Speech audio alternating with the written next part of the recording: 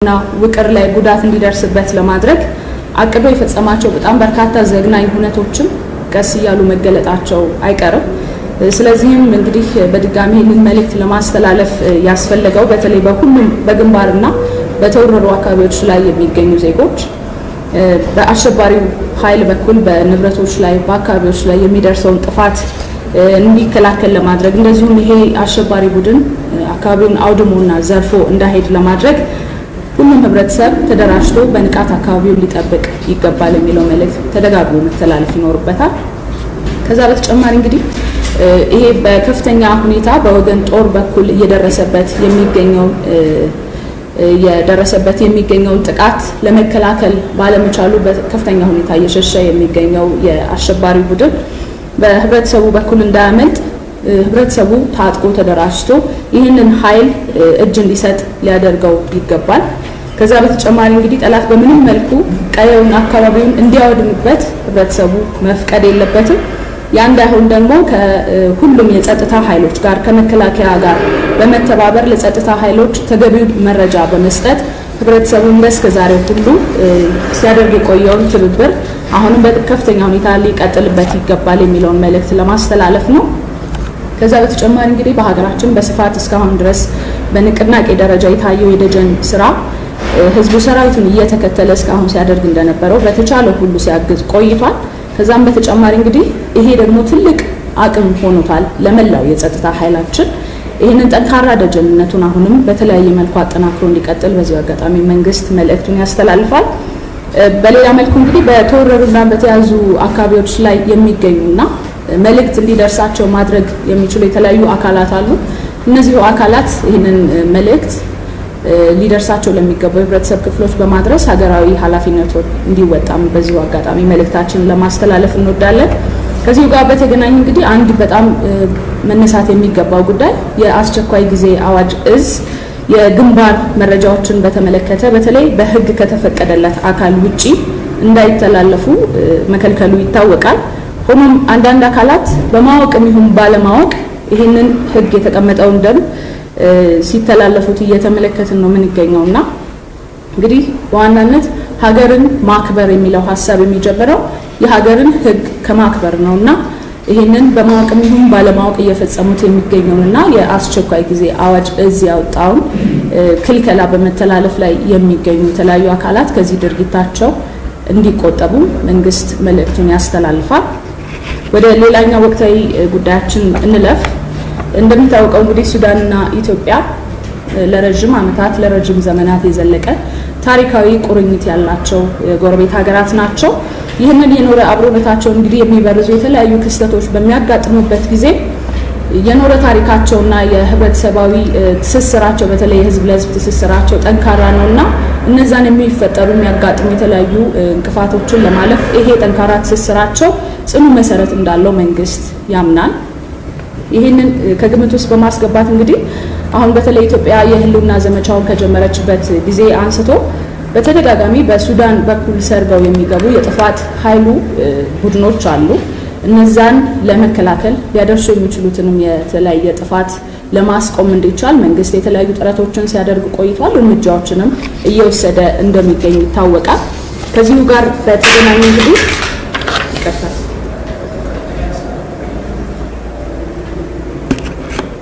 ከዚሁ ጋር በተገናኘ እንግዲህ ከሰሞኑ በተለይ በሱዳን በኩል ሰርገው የገቡ የዚሁ የጥፋት ኃይሉ ቡድኖች ጥፋት ለማድረስ ሲሞክሩ የተለያዩ በህብረተሰቡ ላይ ጉዳት ለማድረስ ሲሞክሩ መንግስት በእነዚህ አካላት ላይ እርምጃ መውሰዱ ይታወቃል። ይህንን ግን በተለያየ መልኩ አንዳንድ መገናኛ ብዙሃን በተሳሳተ መንገድ ሲዘግቡትም ተመልክተናል። ሁኔታው ግን አሁን ሀገራችን በተለይ ካለችበት የህልውና ዘመቻ ጋር ግንኙነት ያለውና ከዛ ውጪ ምንም አይነት ገጽታ የሌለው መሆኑን በዚያው አጋጣሚ ለማንሳት ያስፈልጋል። በተለይ የሱዳን ወታደሮች ላይ ጥቃት ተፈጽሟል በሚል አንዳንድ መገናኛ ብዙሃን የዘገቡበት አግባብም ፍጹም ስህተት መሆኑን በዚሁ ለማንሳት እንወዳለን። እንደሚታወቀው እንግዲህ ኢትዮጵያ ከጎረቤት ሀገራት ጋር በተለይ ያላትን ግንኙነት ትልቅ ቦታ እንደምትሰጠው በተግባር ያረጋገጠች ሀገር ናት። ይሄ ደግሞ በእነዚህ ጎረቤት ሀገራት በፈተና ውስጥ ባሉበት ጊዜ ከጎናቸው በመቆም ብዙ አስተዋጽኦን ማበርከት የቻለችና በተግባርም ይህን አጋርነቷን ለማስመስከር የቻለች ሀገር ናት። ከዚሁ ጋር በተገናኘ እንግዲህ አሁንም በሱዳን በኩል ተወሮ የሚገኘው የኢትዮጵያ ግዛትን በተመለከተ መንግስት የሀገራቱን በዘመናት የዘለቀ አብሮነትና ትስስራቸውን ከግምት ውስጥ ባስገባ መልኩ መፍትሄ ለማፈላለግ እየሞከረ እንደሆነ ይታወቃል። በታሪክ በባህል በብዙ መንገዶች እነዚህ ሁለት ሀገራት ጠንካራ የሆነ ትስስር አላቸው። ከኢትዮጵያ ጋር ያለው የሱዳን መንግስትና ህዝብም እንግዲህ ይሄንን ቁርኝቱን አብሮነቱን ከግምት ውስጥ በማስገባት ኢትዮጵያን ለማፍረስ በተለይ ቆርጦ የተነሳውን የሽብር ቡድኑ መደበቂያ እንዳይሆን ለማድረግ ከዛም ባለፈ ደግሞ በተለይ በአንዳንድ መገናኛ ብዙሃን የሚሰማውና የሁለቱን ሀገራት ግንኙነት ለመመረዝ ለማሻከር ዓላማ አድርገው እየተነሱ የሚገኙ የተለያዩ የተሳሳቱ ዘገባዎች አሉ። እነዚህ የሀገራቱን ጠንካራ ግንኙነት ለመበረዝ ታልሞ እየተነዙ የሚገኙ መሆናቸውን ከግምት ውስጥ በማስገባት መንግስት ይሄ በሁለቱ ሀገራት ግንኙነት ላይ ጫና እንደማያሳድር ያለውን እምነት በዚሁ አጋጣሚ ለመግለጽ እወዳለሁኝ። እንግዲህ ወደ ዛሬው ዕለታዊ ጉዳያችን ስንመለስ የማክሮ ኢኮኖሚ ጉዳይ ነው የምንመለከተው። በተለይ ሀገራችን አሁን ካለችበት የህልውና ዘመቻ አንጻር በዚህ ወቅት ሁለተኛው ግንባር የኢኮኖሚ ግንባር መሆኑ ይታወቃል። ምጣኔ ሀብታዊ እንቅስቃሴዎችን ጤናማ በሆነ መልኩ ለማስቀጠል በመንግስት በኩል ምን እየተከናወኑ ነው የሚሉት ጉዳዮች ነው የምንመለከተው።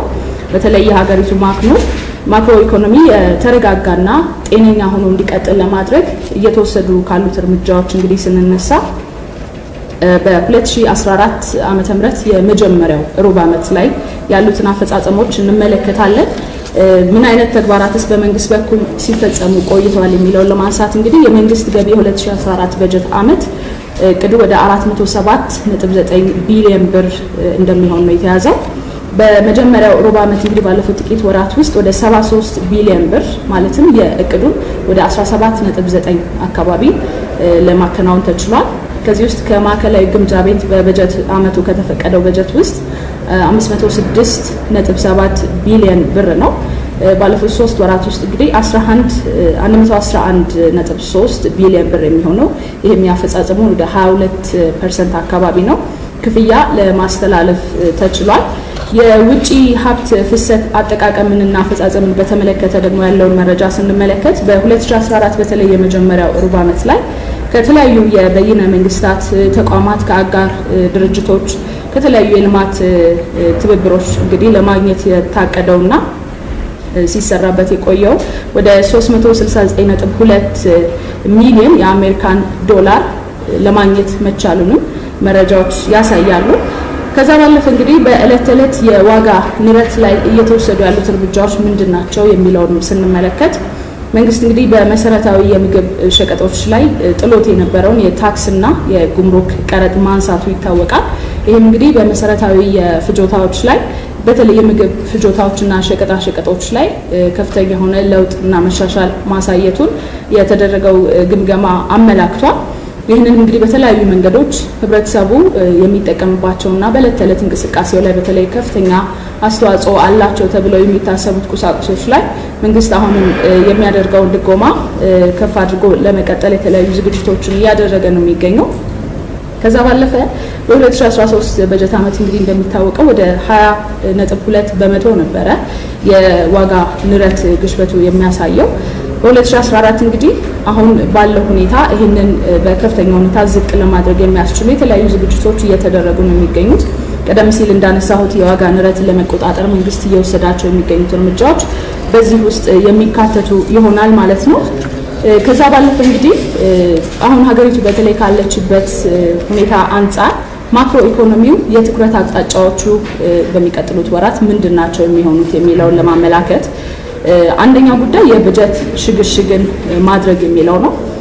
ሌላው ደግሞ በተለይ ሀገራዊ ፋይዳ ያላቸውን ፕሮጀክቶችና ፕሮግራሞችን እንደ ቅደም ተከተል በማውጣት ከዛም ባለፈ ደግሞ አፈጻጸማቸውን ጠንካራ የሆነ ክትትል እንዲኖር በማድረግ በኩል የተለያዩ ስራዎች እየተሰሩ ነው የሚገኙት።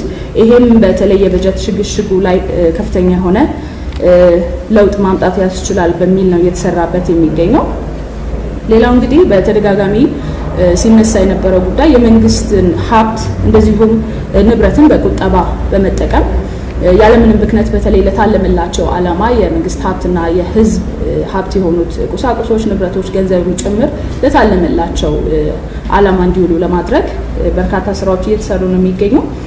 ከዛ ባለፈ እንግዲህ የሀገራችን ወቅታዊ ሁኔታ ከግምት ውስጥ በማስገባት አሁን ያለንበት የህልውና ዘመቻ ኢኮኖሚው እንዲሸከመው ለማድረግ ምን አይነት እንቅስቃሴዎች እየተደረጉ ነው የሚለው በመንግስት በኩል እንግዲህ ቀደም ሲል ያነሳኋቸው የተለያዩ እርምጃዎች እየተወሰዱ ነው የሚገኙት።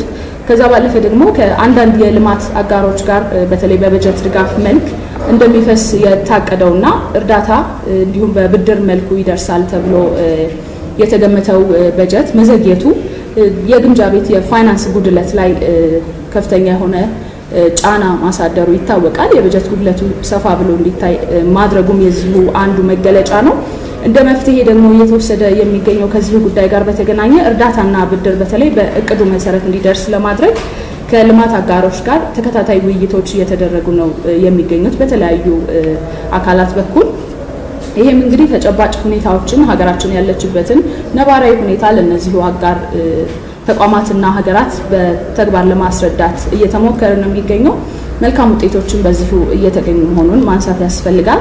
ሌላው እንግዲህ የብድር ጫና ነው። የብድር ጫናው እንግዲህ ከፍተኛ መሆኑ አንዱ የማክሮ ኢኮኖሚው ፈተና እንደሆነ ይታወቃል።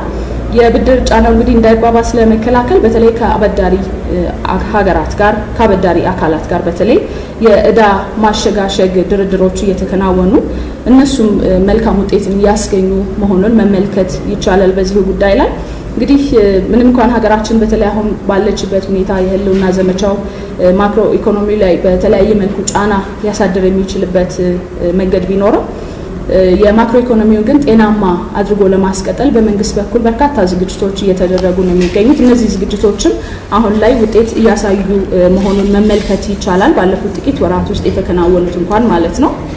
እንግዲህ ለማጠቃለል ያክል ይህንን ለማጠናከር እንግዲህ ህብረተሰቡ አንዱ የህልውና ዘመቻ ግንባር እንግዲህ እንዳነሳ ነው የምጣኔ ሀብታዊ እንቅስቃሴ መሆኑን በመረዳት ቀደም ሲል ያነሳነውን ለብክነት የሚዳርጉ የተለያዩ እንቅስቃሴዎችን እንደዚሁም ለአላስፈላጊ ወጪ የሚዳርጉ ተግባራትን በመቀነስ እስከዛሬ ሲያደርግ እንደነበረው በግንባር ደጀንነቱን ሲገልጽ ቆይቷል።